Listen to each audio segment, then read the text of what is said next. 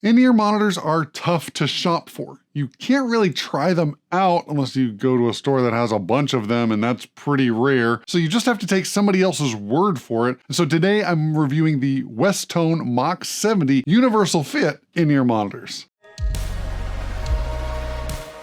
As with all my reviews, I'm all about trying to help you get the best results possible, not just throwing out marketing jargon and specs. So there'll be a little bit of specs later, but for the most part, we're just going over what makes great in-ear monitors and how do these stack up to that. If you're new here, my name is James and I help church sound techs, worship leaders, and tech directors get the most out of their sound equipment, making it less frustrating and mysterious. So if that's you, you found the right place, go ahead and hit that subscribe button. So for today's review, we're going to go over what's included, how they fit, how they sound, and kind of my overall impressions for these in-ear monitors. Now, I won't beat around the bush. These are on the premium side. So if you're looking for a budget in-ear monitor, these are not them. What's included is a Pelican case. Inside the Pelican case, you've got molded foam that houses your in-ear drivers, the cable, and a bunch of different types and sizes of tips. Also included is an earwax cleaning tool because you're going to get earwax stuck in there. You really need to clean it out, but I'm not going to show you that because that is disgusting. I mean, it's just part of life. You have to deal with it, but I'm not showing you.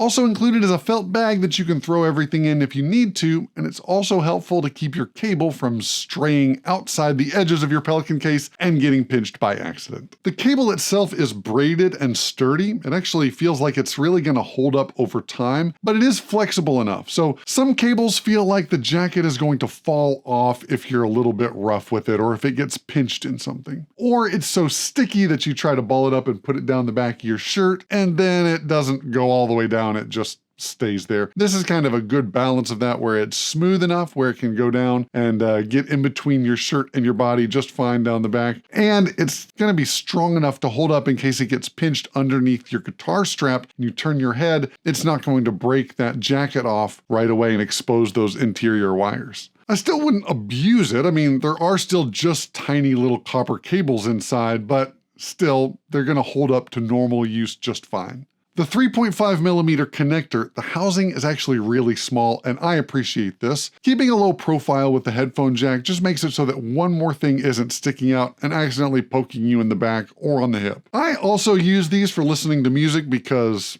I just like listening to music on nice headphones, and these isolate really well too. The other thing I appreciate about this connector is that it's small enough to fit through my phone case to plug into my phone. I'm pretty clumsy, so I've got a pretty thick, heavy phone case, and this fits through there just fine without feeling like it wants to pop out all the time. I did find a little QR code on there and got curious and scanned it, but it's not a secret link to winning $1 million. It's just a code with some letters and numbers. Presumably, it's a part number so that you could order another one if it breaks. Now, on the driver end of the cable, this just pops on and off straight up. It doesn't twist, it doesn't have a certain thing that has to orient in a certain way, and it just goes in there and it pops in. Now the drivers themselves are color coded with blue for left and red for right, and the tips here are also color coded so you can see, do I have the right side when I'm plugging this in? You don't want to get that confused. The only thing I don't like about these, and this is pretty much my only gripe with these, is that this connector lets the in-ear spin freely around. So sometimes if you're not sure which side is which and you're just getting started, getting this oriented the right way to hook over your ear and into your ear canal the right way sometimes can feel really confusing. And I don't know, maybe it's just my brain, but if I'm in the middle of a set or if I need to pull one in-ear out to talk to a bandmate and then suddenly I need to put it back in, having this spin around so that it maybe is facing the wrong way for how it needs to go in my ear at that moment, that's a little bit frustrating. So I wish that wasn't full 360. Maybe there's a little bit of wiggle room, but it kind of stays in one orientation. I think that would be helpful, but again, I think that's pretty much my only gripe with these in-ear monitors. Before we talk about this big bag of tips that it comes with, we need to talk about why tips are important and what difference it makes when you get the right fit in your in-ear monitors. Some in-ear monitors are custom molds, but these are universal fit, meaning you don't have to go to an audiologist and get a mold taken of your ear and then send that off to a company where they custom make your in-ear monitors, fit the drivers in there, and send it back to you in a pretty case. Custom molds also means that you can't share them with anybody else, and if they break, you have to get the entire thing replaced. With universal fit in-ear monitors, you want to get the tips to fit just right, and it's not just a comfort thing, although the comfort thing is very real, and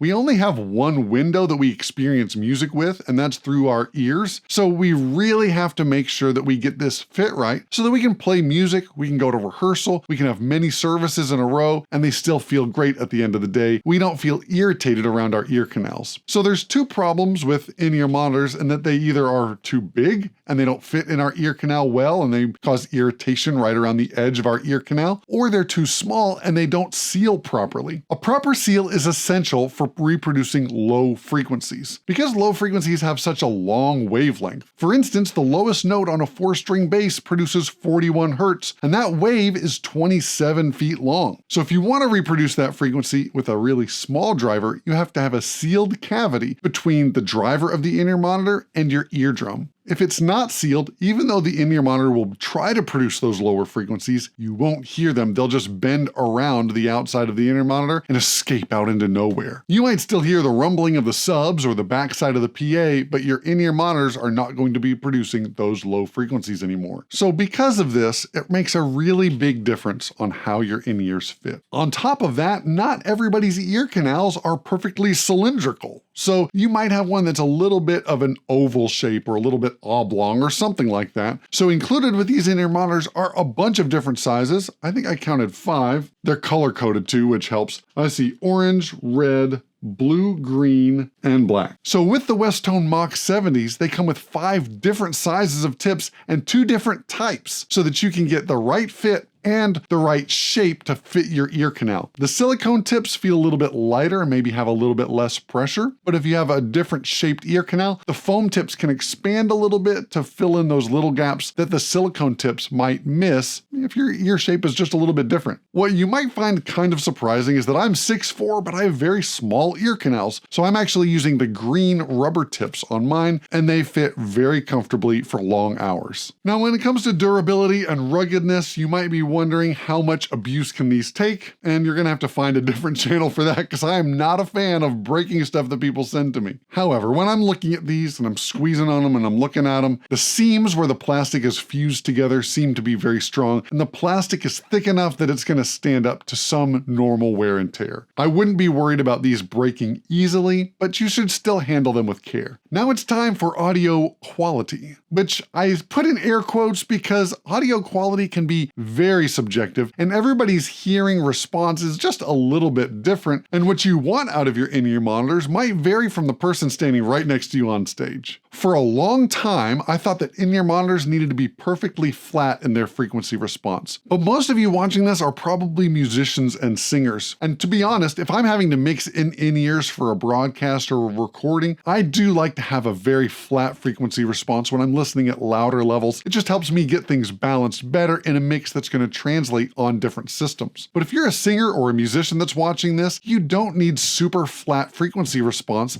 in order to play and sing well. What you really need is a little bit of a bass boost so that you can keep your volume levels lower. And let me explain why. Our ears perceive low frequencies differently at different levels. So when we turn stuff down, it becomes harder to hear lower frequencies, and that creates a problem because for our in-ear monitors, we don't want to have the level so loud that it fatigues our ears and could create temporary or permanent hearing damage. So to protect your hearing, again, the only window you have to enjoy music with, you have to keep your levels down, especially if you have a sound check, a rehearsal, multiple services, or multiple worship sets. You need to be able to keep your levels down in your monitors so that you can preserve your hearing for a long time. To help with this, having in-ear monitors with a slight bass boost is extremely helpful. So if you listen to music at normal levels when it's already been mastered, compressed, all that stuff, you're just listening to pre-recorded music, it might feel like these in-ear monitors have a little bit too much low end. But if you're trying to make a monitor mix and keep the levels down so that you can still play in time, play in tune, have the right dynamics, fit in with everybody else in the arrangement, all of those things are helped if you keep the volume level down, but there's a slight bass boost from the in-ears themselves. With in-ear monitors, it's easy to run your levels way hotter than they need to be. And like the Babyface lyric says, nobody knows it but me. And if random phrases make you bust out into song, type random down in the comments below. Though in-ear monitors could get dangerous if we run our levels too high and nobody else knows it, they also excel in being able to keep the levels low so that we can hear every detail at a very low level. Like, think lean in close levels. Because the in-ears are so close to our eardrum and they provide such good isolation, we don't have to run stuff loud even if there's loud stuff right around us. It's not like the monitor wedge that has to overcome the drum kit and the guitar amp that are right behind you. When you're building your monitor mix, I highly recommend starting with it lean in quiet. And we can turn it up later, but if you start getting your balance while things are making you pay close attention to what's going on, you're gonna get a great balance, you're gonna be very comfortable in how loud your in-ears are, you're not gonna get ear fatigue, and if you bump up the level just a little bit afterwards, you can get a great overall sound that feels big while still being very safe. If you want to dive deeper into monitor mixing, I've got an entire module about it in my Audio for Worship Leaders course that's part of the Attaway Audio Academy.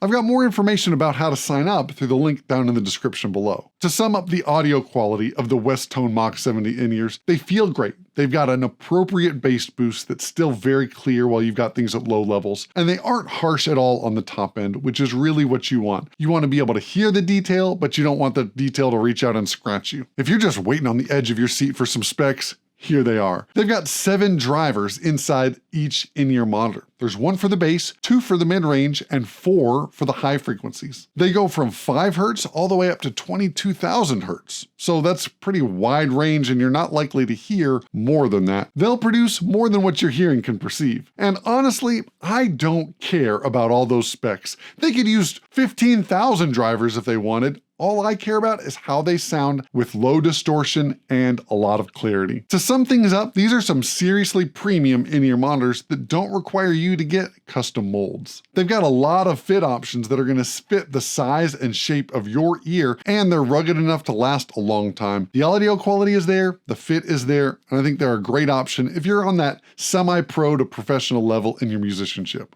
If you're looking for a budget set of in-ear monitors, these are probably not for you. If you're spending a lot of time in your in-ear monitors, practicing during the week, practicing with your team, and serving at church on Sunday, these are a great set of in-ear monitors that give you a lot of detail and allow you to keep your levels low to preserve your hearing for a long time. If you like this video, go ahead and hit that thumbs up. If you want to see more stuff like this, hit subscribe, it helps me a lot. And remember, it's all about the low end, avoid the sound tech solo, and nobody leaves church humming the kick drum. We'll see you back here next time on Attaway Audio. Now, as a point of full disclosure, I didn't buy these with my own money. They were sent to me, but they didn't tell me what to say or review the video before I published it.